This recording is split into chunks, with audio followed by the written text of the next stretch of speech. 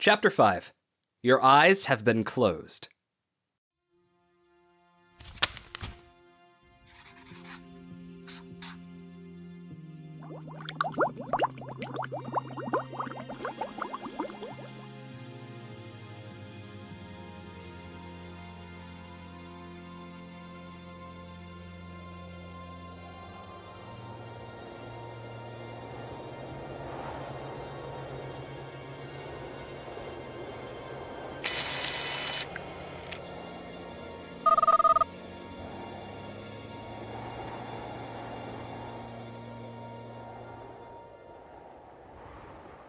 The dissonant hum of struggling mechanics fills Terezi's ears as she sits, cross-legged, on the floor of the now ruined engine room.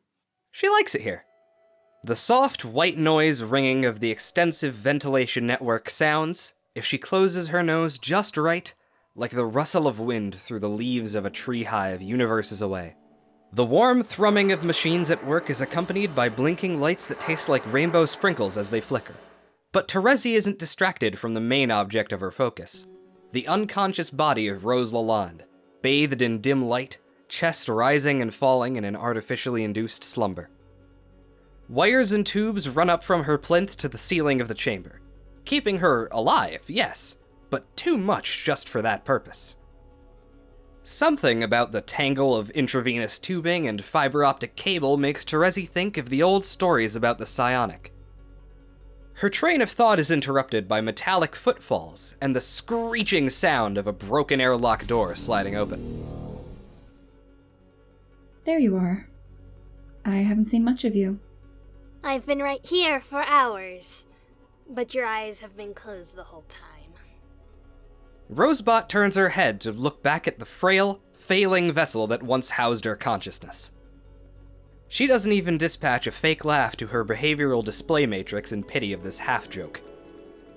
Your attachment to my comatose body is unexpectedly charming, as well as slightly sinister. She isn't going to do anything. She isn't coming back from where she's gone. You never know. Yes, I suppose that's true. Anything can happen, you can't see the future, etc., etc. Except I can. I can see the trajectory the story needs to take, and thus I know the trajectory it will take. And resurrecting my meat puppet would not only be difficult to the point of being worthless, it would also be extremely lame. Not that it would be out of character for this story. We live and breathe on the stupefyingly mind-numbing and the mind-numbingly stupid. But then we begin to veer towards dissolution, yet again. If what you're saying is true, if a story has to be compelling to be canon, do you really think Dirk is the type to tell a compelling story? His taste in anime alone is concerning. I did enjoy the one about horses, though. I don't think that counts as anime. But that's why we're here, isn't it? To steer the story the right way? I guess. But you're not enthusiastic. Playing with a whole world like it's some kind of squeaky Lucis toy does sound like it has its moments. I mean, my friends wanted to rule your little world as petty tyrants after we won the game ourselves. But do you think that would have been the best for you and all the other mammalian weirdos on your planet? It didn't happen because it didn't happen. If I have to hear one more tautology from either of you, I am going to move into the woods and plague your new society as a hermit bog monster forever. See, that's more the spirit. Become as myth, Terezi Pyrope. The troll under the bridge you were always meant to be. The village chalk supplies would be ravaged. Townsfolk will tell their children scary stories of the terrible dragon hiding in the woods. If they're not good, she might emerge from the swamp and moralize at them. Just because you've elected to abandon the concepts of good and bad entirely doesn't mean I don't still have moral reservations. But this isn't about that. I'm talking about the basic ability of intelligent beings in all real and hypothetical planes of existence to give a shit. I don't give a shit. And honestly, I have a hard time understanding why you do. Where did this all come from? You didn't do much world building when you fucked off for eons and let chess people build your planet. That approach failed. Without an organized antagonistic force, the planet became fundamentally unsuited to relevance. Its dissolution was inevitable, and our fellow victors couldn't, or wouldn't, see. We only know of one way to perpetuate canon for sure. to play and defeat the game, and continue the life cycle of the Genesis frog we cling to parasitically. This, obviously, has destructive consequences. Ones we spared the Earth by coming here, and starting from a blank slate. Now it's protected, in the steady hands of a duly elected ruler, sure to have a boring and uneventful perpetual term in office. Blah, blah, blah, blah. So you feel bad about how you guys were big teen failures and want another flip of the coin? No, I don't feel bad. I don't need to bargain with the past or question it. Everything that happened brought us here. An imperfect mechanism, to be sure. Rusting in points, barely functional in others, occasionally relying on the labor of strange clowns.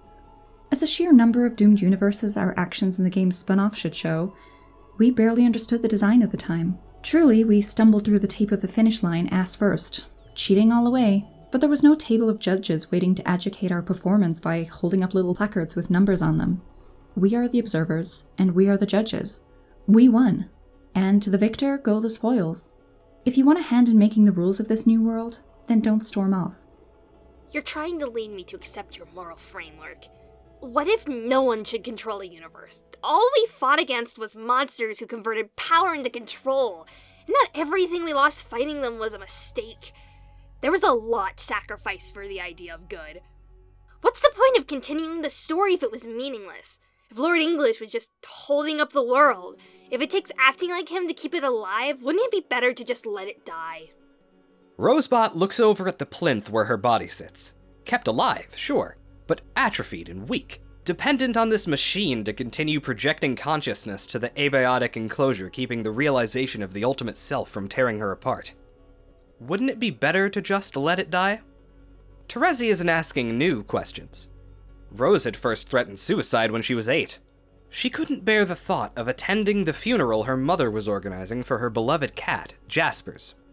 When she was 10, she put on her coat and stood in the whipping winter winds on the balcony, overlooking a frozen waterfall, imagining the plunge with a blank expression on her face, eyes stinging from the New York cold.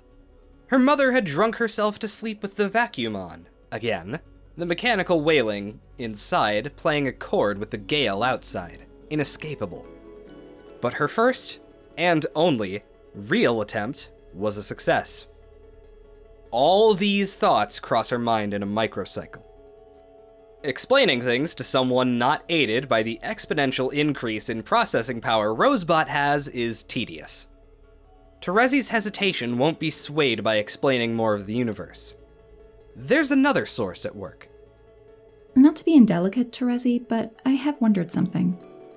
Yeah, it would be completely unlike you to be indelicate. I'm being serious. You said it yourself that you don't give a shit.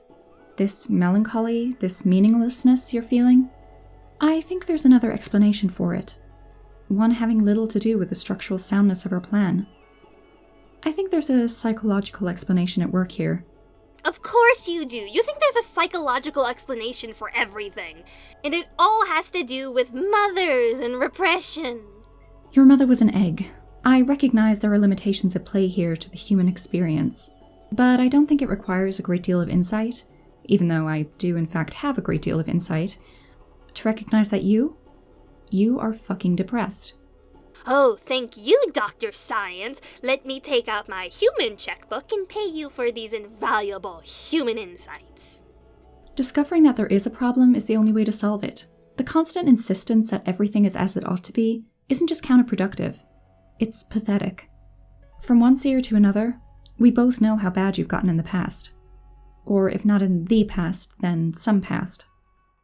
I have no desire to meet that Terezi, no matter how doubtlessly sticky and charming she might be. Not every bad feeling is a syndrome, and just because I do things differently than you doesn't mean my brain is broken. That's not what depression is. Oh my god, I don't care. Stop trying to get through to me or whatever else you think is happening here. We aren't friends.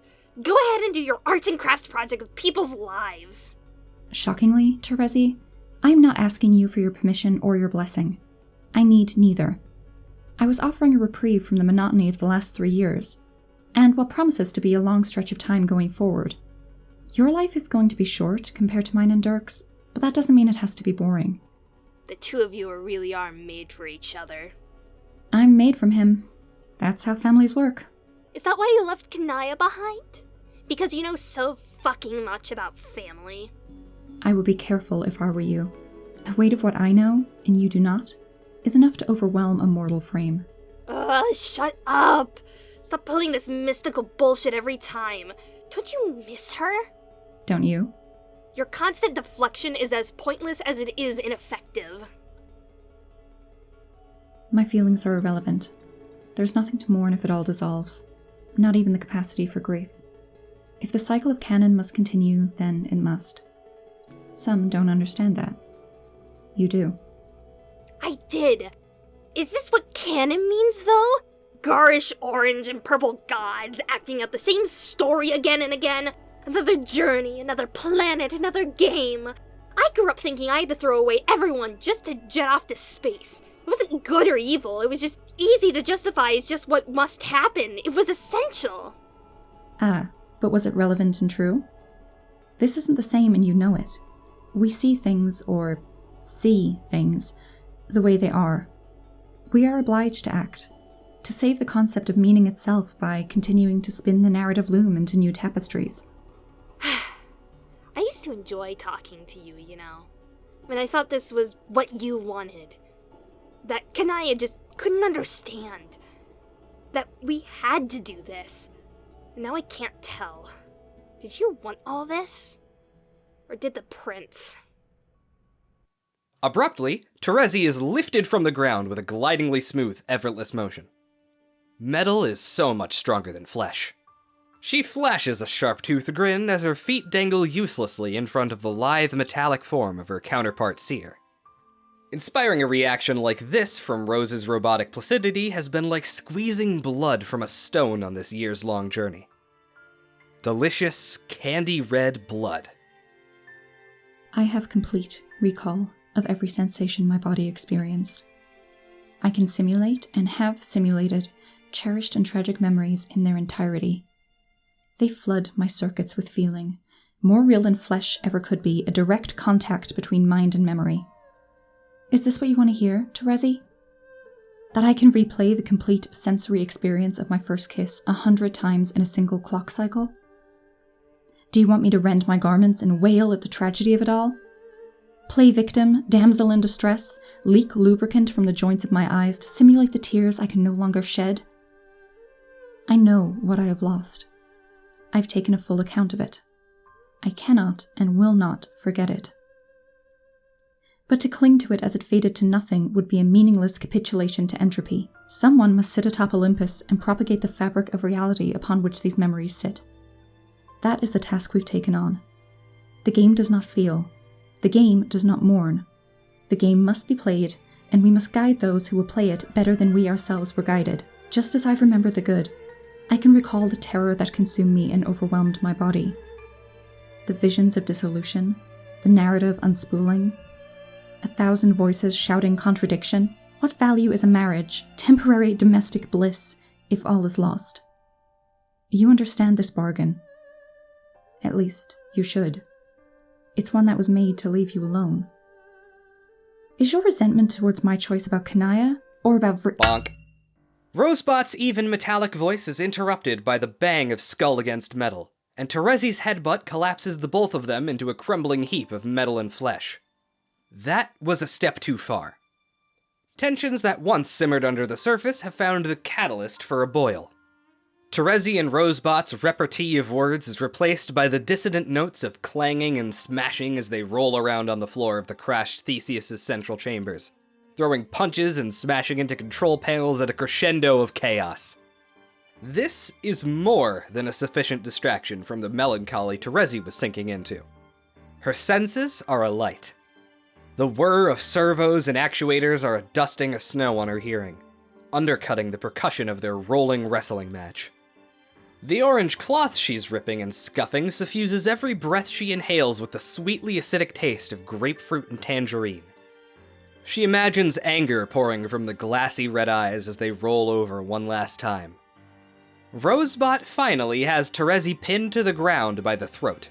A cool metallic knee is pressed hard between her legs, holding her down. A natural pause in the staccato squabble is found, and two pairs of red eyes are locked on each other. Terezi's breath rises and falls deeply.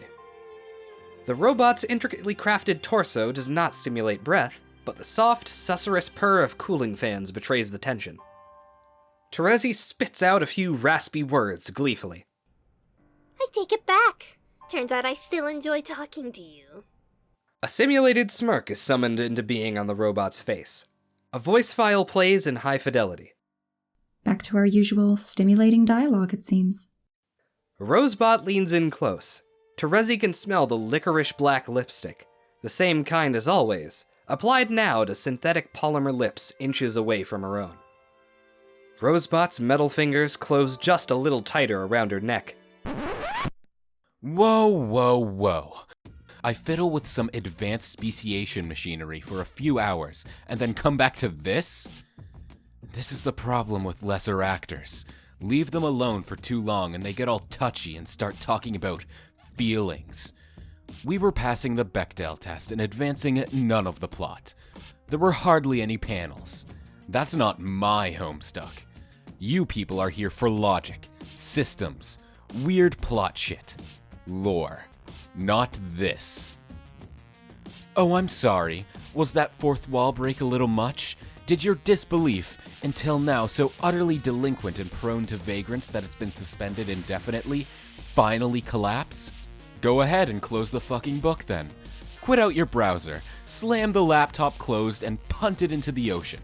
That shark is probably hungry after all the jumping. You won't, though. If you were going to quit, you would have quit before this. We're in this for the long haul, you and I. We'll all go down together. Welcome to Nam. Anyway, where was I? Oh right, passing judgment on my robotic ecto-daughter smashing the damn shipping grid to pieces. Really, Rose? Really? Our task of phenomenal cosmic importance isn't going to wait for a dalliance.